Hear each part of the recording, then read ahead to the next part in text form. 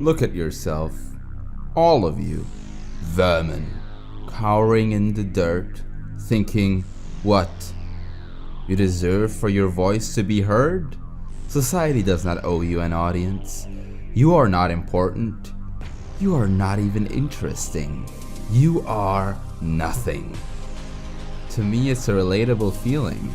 A relatable feeling indeed of being just another drop in a vast, ever-expanding ocean of online artists. I too was once standing at the shore, looking out into the horizon of the internet, pondering how to get the world to notice my drawings. There are a lot of people out there, and we are more connected than ever. But with all this technology, we're still just people, and there's very little difference between all of us. But that little difference makes a big difference. That little difference is attitude. The big difference is whether it's positive or negative. Many of you lovely boys and girls like to come before me and ask, Shadman, how do I get an audience for my art? Shadman, how do I get popular doing hentai? And one of my personal favorites, Shadman, why the fuck do people even like you? You suck. I'm way better than you. Therefore, I deserve to be bigger than you. It's so unfair. Fuck you! You deserve nothing. Faith owes you nothing. Fuck faith. Earn it. So allow me to address my perspective on something far more valuable than money and superiority. That is exposure. A loyal fellowship, a brotherhood built in blood, rightfully earned mutual respect. I feel like I need to put a little disclaimer here though before getting into it. This perspective is coming from an adult artist, for those who don't know, commonly referred to as a hentai artist. To be more precise, one of the most notorious Western hentai artists. I'm unprofessional, unorthodox, and completely uncensored. However unprofessional I am, I did manage to stand out in this ocean of cartoon porn, in this oversaturated, ever-growing, ever-expanding sea of artists trying to get into hentai, and I did it in a post-Tumblr era. Because Tumblr already existed years before I started. Tumblr made most adult artists drown in a relative Tumblr obscurity, hidden away by the site's filters and guidelines, forced to share each other as a closed, small community, cucked by the terms of service, not allowed to be too deviant or too extreme, otherwise face the consequences of having your account terminated without any notice. Meaning the more softcore you are, the better your audience will be. Enjoy those commissions in e-begging. I remained hard to the core. That being said, I'm a bad goyim. Don't take this as a guide or tutorial on how to get an audience, for my kind of behavior can be downright destructive to yourself and the people around you. Take it as an insight of an underdog, a lesson that the laws which have been laid out before you by others do not have to be your own. That even for the worst, the most wretched, there can be a path that leads to domination. That the ultimate measure of a man is not where he stands in moments of comfort and convenience, but where he stands at times of challenge and controversy. Let's start at the beginning. So you like to draw? Cool. You like to draw women? Cool.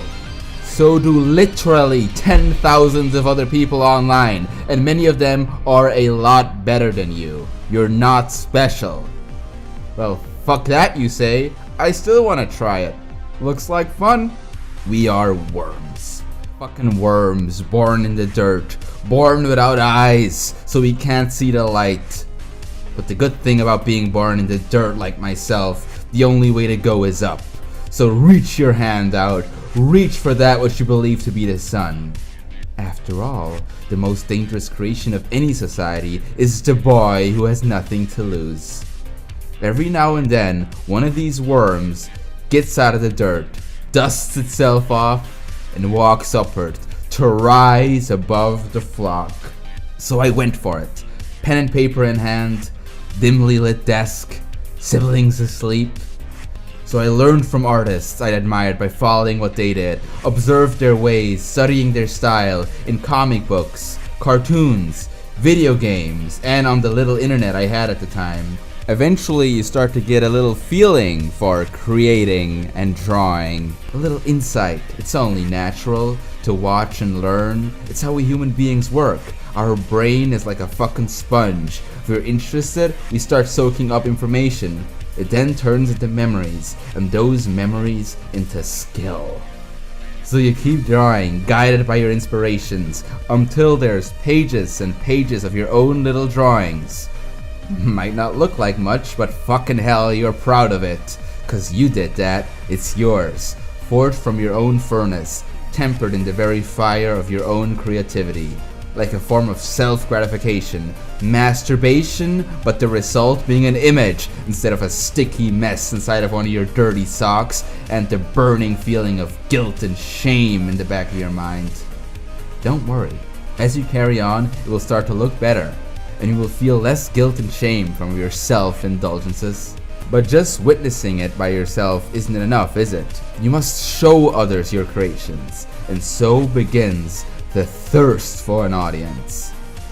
Now that you have shown your little sister what you have drawn, the seed has been planted. We carry on to the part which involves viewership that isn't your immediate family.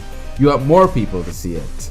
With the help of the internet, you come to realize you are not alone in this rat race, the race to the bottom of the barrel. There are many other rats just like you, sneering, trying to climb over each other, trying to get ahead by giving head. They are all shouting, "Behold me, watch me, I am worth checking out, I swear, follow me, subscribe, donate my Patreon."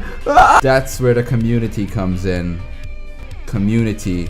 A feeling of fellowship with others as a result of sharing common attitudes, interests, and goals. You will learn to hate it, love it, need it, to feed off and feed into. You cannot be without community, for that which is without community cannot exist. No community solely exists in death, and you'll have plenty of time for that later. To me, that first form of online community was Newgrounds.com, a website full of Flash animators and other artists alike. They recently just opened an art portal at the time, trying to recruit new creators to join. I think it was around late 2009 when I finally decided to make an account. Gave me some motivation to maybe share some of my homemade abominations there. Given that the website was filled with the horrors of incompetency, I'd fit right in. Because of my strong affiliation to strange, downright perverse sexual stuff, and sex being one of the most interesting things online, I gathered a small following there after just a few months. Nothing major, in fact, tiny but still very important. Like a man with an incompetent penis size, it may be small, but you still hold it very dear to your heart. You wouldn't know how to live without it. It's the first glowing ember of progress, kindling your motivation.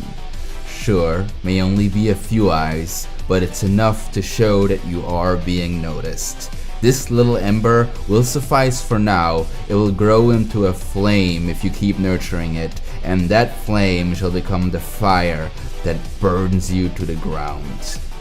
I even started to make some of my first online friends, some of them being fellow artists, some just friendly, like-minded spirits, while others being delinquents not worthy of anybody's time.